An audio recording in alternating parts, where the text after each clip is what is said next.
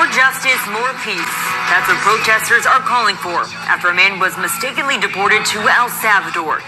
Now they say Kilmar Abrego Garcia has been denied due process. Now back in the U.S., Abrego Garcia now faces human smuggling charges after a stop in Putnam County in 2022. You can see him here walking out of the federal courthouse. During today's rally, Abrego Garcia's wife talked about her husband's hopes. Our family should have never been in this situation. We should be with our children. Deberíamos estar con nuestros hijos. Me and Kilmar's mind is here in Tennessee, but my heart is in Maryland with my kids. This evening, we have team coverage of the case. Caitlin Quisenberry spoke to demonstrators demanding due process and that ICE be abolished. But first, we want to go to News 2's Sam Clementi, who has been in court all day long, and saying the prosecution continues to plead their case to have Abrego detained. What do we know?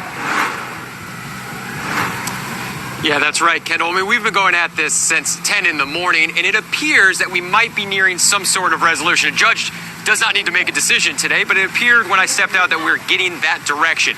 Now, since we started at 10, the prosecution, as is expected in a detention hearing, has taken most of that time to lay out their evidence, lay out their case. So acting U.S. Attorney General Rob McGuire has spoke a lot today. He just stepped down from addressing the court within the past 30 minutes, but most of their evidence centers around 5 different testimonies that they've accumulated since that 2022 arrest.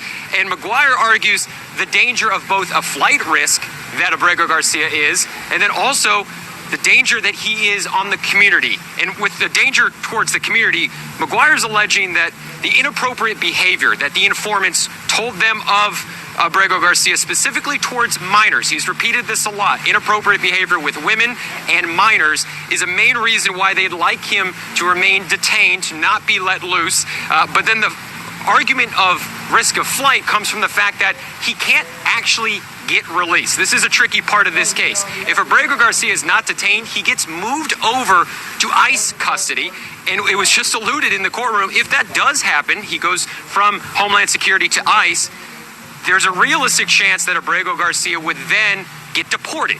But he cannot get deported back to El Salvador, so he'd be deported somewhere else, and as McGuire argued, that very much increases the risk of flight, that he would not come back and ever stand trial because he'd be deported somewhere else where they might not be able to get him back here for a trial.